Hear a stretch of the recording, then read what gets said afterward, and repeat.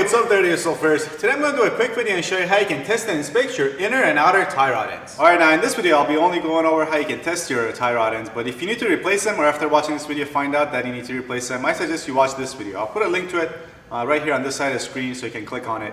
And in that video I go over in detail of the replacement procedure for both your inner and outer tie rod ends.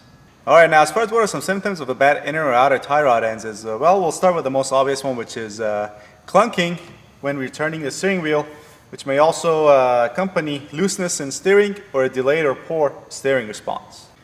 So if you have any of those symptoms, you want to raise and support one side of the car at a time, and we're going to start with this left side. And what you want to do next is to put your hands on the 3 and 9 o'clock positions and rock your wheel back and forth. And basically what you're looking for when rocking your wheel back and forth is that clunking sound or even a popping motion. Some movement in the wheel when you're rocking it back and forth is normal, as long as it's not in the popping motion, because there's going to be some give in your steering shaft, your rack and pinion and whatnot. So just steady, slight movement back and forth is normal, but again, if you feel any popping, or if better yet, if you hear any clunking, then that definitely could be a sign of bad inner or outer tie rod ends. Alright, now on this car I don't feel any clunking or popping movements when I rotate back and forth, but if you do, what you want to do is come underneath the car and take a look at your outer tie rod ends first. And this is obviously your outer tie rod end, and if you follow this rod, this is part of your inner tie rod end, which goes and attaches to your rack and pinion. What you want to do next is to get someone to rock the wheel back and forth, and then you want to keep an eye on this. And what you want to look for is to make sure that both the outer tie rod end and the steering knuckle move back and forth together. If one moves and the other one doesn't, or if there's any difference in the amount of movement when someone is moving the wheel back and forth, then that's going to mean the ball joint inside your outer tie rod end has gone bad, and it's time to replace your outer tie rod end.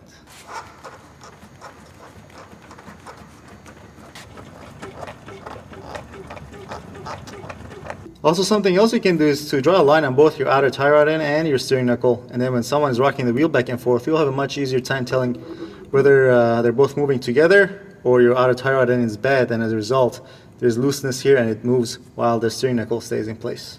Alright, so let's say you just tested your outer tie rod end and it's good, but you still have the popping or the clunking feel when you rock your wheel back and forth. So next up we're going to test our inner tie rod end. Alright, so in a similar fashion to our outer tie rod end, when testing our inner tie rod end, we want to get our hand on the shaft right here and then use our other hand or have someone rock the wheel back and forth for us, and then you want to feel for or just listen and look for that popping movement.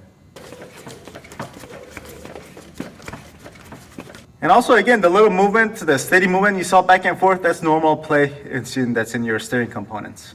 Alright, so if you feel movement on your inner tie rod end, then great, you probably found the source of your problem, but there's something else you need to check before you can definitively condemn your inner tie rod end. And that is, you want to check and make sure that the bushings on your rack and pinion are in good shape. Now, it's going to be very hard to show you on the car, but I'll show it to you on this spare rack and pinion from a Chrysler I have here. And these are your bushings, your rack and pinion bushings. Your rack and pinion is attached to the chassis of your vehicle by these brackets, and a rubber bushing goes between the bracket and your rack and pinion. And if this rubber bushing wears out over time, then you're going to have some play in this rack and pinion, and it's going to resemble a bad inner or outer tie rod end. And if you're not careful, you can misdiagnose and then throw parts at the car where you don't have to. And the way you can check for bad rack and pinion bushings is basically just get a small pry bar and get it between the chassis and the rack and pinion and just gently rock it back and forth. If you feel any play, then that's going to mean that this bushing is worn out and you need to replace this bushing. Alright, so other symptoms of a bad inner or outer tie rod ends are when you turn the steering wheel, you could feel a slight drag as you turn it from side to side. Now, this could also be accompanied by noise, and the best way to describe this is if you've ever been on an old wooden rocking chair and as you rock it back and forth, you can feel it creaking a little bit, or like a door hinge that's kind of old and needs to be oiled. And if that happens, that just means the ball joint that's inside your outer and inner tie rod end is starting to wear out, and as it moves around, it's starting to catch and make that creaking sound or feel. Alright, but before you condemn your outer or inner tie rod ends, if you have these symptoms, you want to make sure that it's not coming from your lower or upper ball joint, because obviously these ball joints work the same and they're going to have the same symptoms. Also, here's a shameless plug. If you're down here and you look at your CV axle and you see the boot is torn and the grease is all gone and basically time to replace it, you want to check out this video that I put right here. You can just click on it.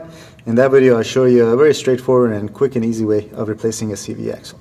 Alright, so in order to find out which one it is, you want to get the car back on the ground, have someone inside turning the wheel back and forth, and then you want to put your hand on both the shaft of the inner tie rod end and then on top of your outer tie rod end and your ball joints. And then just by feeling for it, you'll be able to narrow it down to see whether it's your tie rod ends or your ball joint. Alright, and that should about cover it. So hopefully after watching this video, you'll be able to narrow down your problem and not have to throw parts at your car. And again, I don't suggest you take off the wheel at any point by inspecting your inner and outer tie rod ends. You'll be able to put a lot more torque on the ball joints of those parts when rocking the wheel back and forth by the tire than you can ever do with your hand grabbing the tie rod ends and rocking them back and forth. So with that said, gonna wrap this video up. If you found anything in this video useful, please give this video a thumbs up. You may also want to consider some of my other related videos that I've made. I'll put them on the screen as video links so you can just click on it. Alright, thanks for watching. See you next time.